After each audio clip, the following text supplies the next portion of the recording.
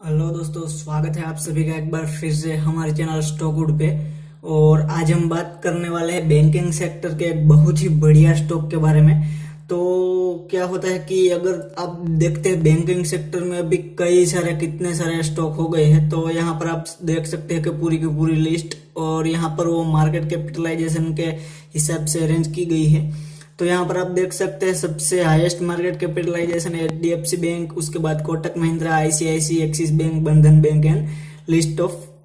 तो सबसे पहले आज हम देखते हैं कि अगर यहाँ पर आप देखेंगे तो Kotak Mahindra bank, HDFC bank, वो सब अभी अपने पीक पर है। मान लीजिए कि यहाँ पर उसका मार्केट कैपिटलाइजेशन के हिसाब से देखें तो बहुत बड़ी बैंक है और वो अपने पीक पर है, यानी कि उसका प्रॉफिट और उसका जितना भी ग्रोथ होनी थी वो हो गई है। तो आज हम ऐसी बैंक के बारे में बात करेंगे जो बहुत ही इनिशियल स्टेज पे है, यानी कि उसकी बहुत ही ग्रोथ होना बाकी है और वो इतनी तेजी से यानी कि अपना ग्रोथ कर रही है कि आप देखकर दंग रह जाओगे।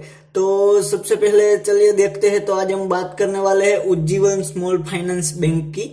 तो यहाँ पर सबसे पहले उसका मार्केट कैपिटलाइजेशन देखते हैं। तो उसका मार्केट कैपिटलाइजेशन 6500 करोड़ के आसपास है और यहाँ पर टिकर टेप पर देखे तो मार्केट कैपिटलाइजेशन के हिसाब से वो 12 नंबर पे आती है। तो क्या हो रहा है कि अभी 1 या 2 वीक से इसमें इतनी बड़ी मूवमेंट आ रही है, यानी कि इतना बड़ी वॉल्यूम आ रहा है। यहाँ पर आप देख ही सकते हो कि 1 वीक में यहाँ पर आप देख सकते हो 1 वीक का है तो 3 दिन पहले यहाँ पर कुछ भी वॉल्यूम भी नहीं था और प्राइस मूवमेंट भी नहीं दिखाई दे रही थी।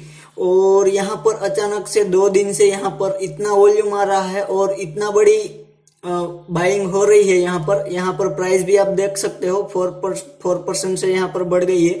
और 1 मंथ का इसका रिटर्न देखो तो आप 9% के आसपास है। और इसका कारण ये है कि यहाँ पर आप देख सकते हैं उज्जीवन स्मॉल फाइनेंस बैंक यह बहुत ही अंडररेटेड स्टॉक है, क्योंकि कई समय से यहाँ पर यह दबा हुआ था। अगर इसका हम आईपीओ की बात करें तो इसका आईपीओ भी 36 या 37 रुपये के आसपास ही लिस्ट हुआ था और ये मार्केट में ओपन हुआ 54 रुपीज के आसपास। तो यहाँ पर हम 1 ईयर का चार्ट देखें तो यहाँ पर आप देख सकते हो 55 या 54 रुपीज के आसपास ये मार्केट में ओपन हुआ था। और ये कोरोना की पेंडेमिक की वजह से आप यहाँ पर देख सकते हो मार्च में कोरोना की पेंडेमिक की वजह से यहाँ पर ये स्टॉक 24 रुपीज तक चला गया था। उसके बाद स्टॉक धीरे धीरे रिकवरी कर रहा है और यहाँ पर एक बार उसने अपना अपर सर्किट भी लगाया था, उसकी वजह से प्राइस 40 रुपीज के आसपास चला गया था। और उसके बाद यहाँ पर देखिए स्टॉक धीरे धीरे ऊपर चढ़ रहा है और इतनी तेजी से यहाँ पर अच्छा रिटर्न मिलने की बहुत ही ज्यादा संभावना है। और यहाँ पर बात करते हैं, चलिए इसकी फाइनेंशियल की बात कर लेते हैं। तो आप यहाँ पर देख सकते हैं कि ये बैंक स्टार्ट हुआ था 2017 में, तो उसका रेवेन्यू करीबन 200 करोड़ के आसपास था। उसके बाद ये देखिए आप यहाँ पर मल्टीप्लाई में इसकी ग्रोथ हो रही है। यहाँ पर आप देख सकते हैं तो 12 या 13% से ग्रोथ हुई है। उसके बाद यहाँ पर लगभग 60 to 70% ग्रोथ हुई, उसके बाद वापस 60 to 70% ग्रोथ हुई है। तो अगर ऐसे ही कंपनी आगे ग्रो करती रही तो इसमें बहुत ही बढ़िया फ्यूचर देखने को मिल सकता है यहाँ पर। और आप यहाँ पर ऐसा नहीं है कि सिर्फ रेवेन्यू बढ़ रहा है, यहाँ पर इनकम भी बढ़ रही है। आप देख सकते हैं यहाँ पर 2017 में इसकी इनकम बहुत ही नाक के बराबर थी और उसके बाद 2018 में, 2019 में और आप देख सकते हैं 2020 में इसकी इनकम। तो सबसे पहले यहाँ पर आप देख सकते हैं उज्जीवन स्मॉल फाइनेंस बैंक कौन कैसी सर्विस प्रोवाइड करती है और किस तरह से इसका ऐसा रेवेन्यू जनरेट कर पाती है। तो देखिए क्या होता है कि HDFC bank, Kotak Mahindra bank है, एसबीआई बैंक है, एक्सिस बैंक है, वो सब सारी बैंक क्या होती है कि वो इतनी बड़ी मार्केट की दिग्गज बैंक है। तो उसके जो भी लोन होते हैं, जो भी बड़ी बड़ी कंपनियां हैं वो इस बड़ी बड़ी बैंकों से लोन लेती है। इसका सारा का सारा यानी कि बहुत बड़ा रेवेन्यू यहाँ पर बड़ी बड़ी कॉर्पोरेट कंपनी से आता है। पर यहाँ पर उज्जीवन स्मॉल फाइनेंस बैंक में देखे तो ये बैंक पर्टिकुलर ऐसे सेक्टर में काम करती है जो भी यूजर, मान लीजिए कि हमारे जैसे यूजर है जिसको भी 5 लाख, 2 लाख, 3 लाख ऐसे स्मॉल अमाउंट की जी भी लोन चाहिए, उसको लोन प्रोवाइड करती है। तो इसका सबसे बड़ा कॉम्पिटिटर और सबसे हम रिलेट कर सकते हैं तो यहाँ पर बंधन बैंक भी स्मॉल अमाउंट मान के हमारे लिए ही लोन प्रोवाइड करती है। तो इसका सबसे रिलेटेड जो भी स्टॉक है वो बंधन बैंक है। यहाँ पर हम पीयर कंपैरिजन में भी देखेंगे कि बंधन बैंक का चार्ट और इसका चार्ट स्मॉल फाइनेंस बैंक का चार्ट ऐसे इस तरह रिलेट करता है कि आप देख सकते हो दोनों ही एक सेक्टर में ही काम करती है, दोनों एक जैसी ही सर्विस प्रोवाइड कर रही है। तो यहाँ पर मेरे ख्याल से यहाँ पर यूजीवन स्मॉल फाइनेंस बैंक अभी काफी इसका ग्रोथ होने को बाकी है और अभी काफी कम प्राइस पर मिल सकते हैं। यहाँ पर आप बंधन बैंक से कंपैरिजन करेंगे तो यहाँ पर 10 गुना यहाँ पर कम प्राइस है इसकी। तो यहाँ पर मेरे ख्याल से यहाँ पर बनता है इसकी बाइंग।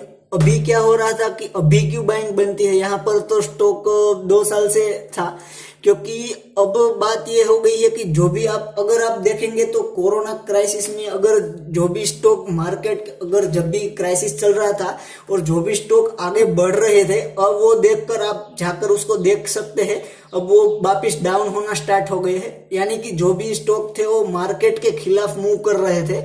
अब ये क्या हो रहा है कि अगर मान लीजिए कि सबसे पहले एनालिसिस करने का तरीका होता है कि जो भी पेनी स्टॉक और पेनी स्टॉक के नजदीक के स्टॉक होते हैं स्मॉल अमाउंट के, जिसकी भी प्राइस 30 रुपीज 25 रुपीज के आसपास चलती है, उस पर ऐसी नजर रखनी चाहिए कि वो मार्केट के खिलाफ चल रहे हैं या मार्केट के साथ चल रहे हैं। तो यहाँ पर आप देख सकते हैं ये भी स्टॉक मार्केट के साथ ही चल रहा था। जब भी कोरोना का पेंडेमिक था वो तब गिर रहा था। यहाँ पर आप जाकर देख सकते हैं, कोई भी पेनी स्टॉक उठाकर आप देख लीजिए कि जब भी कोरोना का क्राइसिस चल रहा था, यानी कि मार्केट जब भी डाउन जा रहा था, तब सारे के सारे जो भी पेनी स्टॉक थे और जो भी कंपनी में सिर्फ अच्छा खासा कोई भी पॉजिटिव इंसेंटिव नहीं था, वो सारे के सारे स्टॉक बढ़ रहे थे। और जब भी मार्केट ने अपना करेक्शन दिखाना चालू किया, यानी कि मार्केट अप जाना का स्टार्ट हुआ, तब सारे के सारे स्टॉक डाउन होना चालू हो गए। और जो भी अच्छे खासे थे, जिसका फाइनेंशियल भी अच्छा था और जिसका फंडामेंटल भी अच्छा था, वो स्टॉक अभी मार्केट के साथ साथ ही मूव कर रहे हैं। और एक बड़ी बात यहाँ पर यह है कि यहाँ पर देखिए 1 वीक में यहाँ पर एक्टिविटी बहुत ही ज्यादा बढ़ गई है। और मैं वॉल्यूम की बात करूं तो यहाँ पर सिंपल पहले 4 लाख या 5 लाख यहाँ पर ही सिंपल वॉल्यूम था, अब यहाँ पर 3 मिलियन वॉल्यूम आ रहा है, यानी कि 30 लाख क्वांटिटी ट्रेड हो रही है। उसकी वजह से भी यहाँ पर आप देख सकते हैं स्टॉक में काफी तेजी आई है। और उसके बाद यहाँ पर हम देख लेते हैं शेयर होल्डिंग पैटर्न, एक बहुत ही महत्वपूर्ण चीज होती है फंडामेंटल एनालिसिस के लिए। तो यहाँ पर आप देख सकते हैं, यहाँ पर प्रमोटर के पास 83% इसकी होल्डिंग है और यहाँ पर प्रमोटर ने कोई भी यहाँ पर किसी भी तरह से प्लेज नहीं किया है।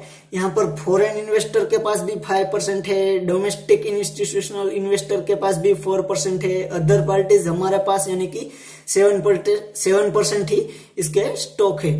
तो ये स्टॉक मेरे ख्याल से बहुत ही बेहतरीन है अगर बैंकिंग सेक्टर में आप निवेश करना चाहते हो।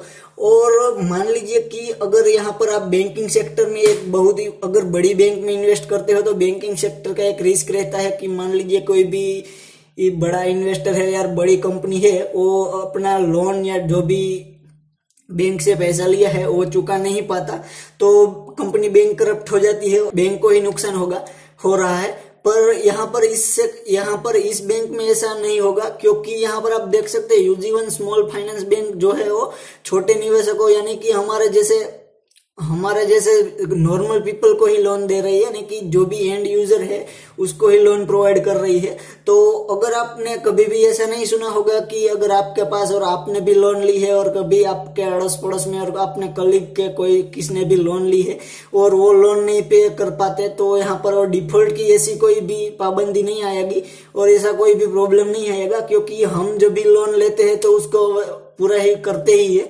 और हमारे पास जो भी हमारे प्रॉपर्टीज के डॉक्यूमेंट होते हैं उससे बैंक आसानी से जो भी हमने बैंक से पैसा लिया था वो रिकवर कर सकती है।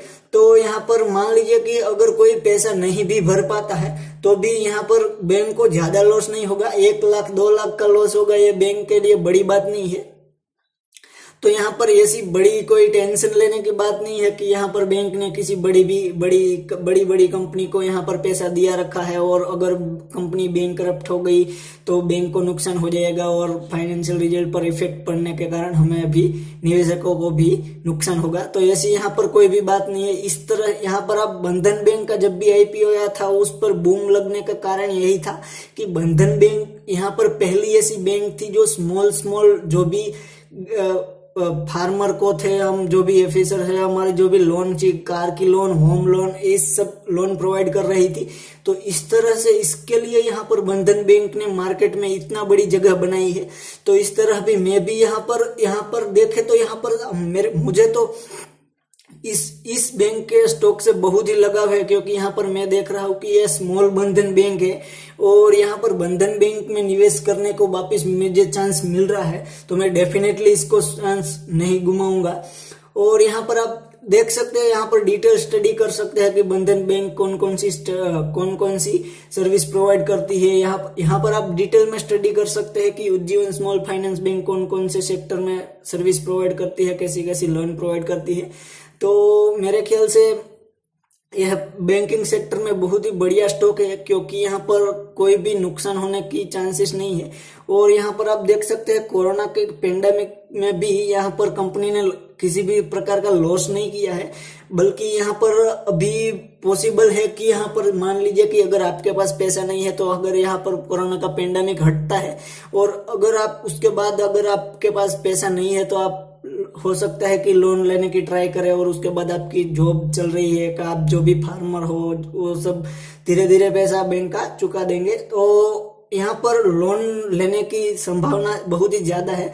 और अभी यहाँ पर जून क्वार्टर का इस कंपनी का जो भी फाइनेंशियल रिजल्ट आया है उसमें कंपनी ने जारी किया है कि कंपनी के पास अभी इतना बड़ा कैश अमाउंट पड़ा है कि यहाँ पर आप उसके कई जर्नलिस्ट ने यहाँ पर रिपोर्ट दी गई, कई प्राइवेट फर्म ने भी यहाँ पर उज्जीवन स्मॉल फाइनेंस बैंक पर अपने रिव्यू दिए हुए हैं। तो आप यहाँ पर सिंपल गूगल में जाकर उस पर रिव्यू उसका देख सकते हैं। तो आशा करता हूँ कि मेरे कुछ पॉइंट आपको अच्छे लगे होंगे, और अगर ये वीडियो मेरा अच्छा लगा तो इसको लाइक एंड शेयर जरूर कीजिएगा, और ऐसे अनदर वीडियोस के लिए हमारे चैनल को सब्सक्राइब करना मत भूलिए। तो चलिए दोस्तों, आज के लिए बस इतना ही, मिलते हैं अगले वीडियो में। So thank you.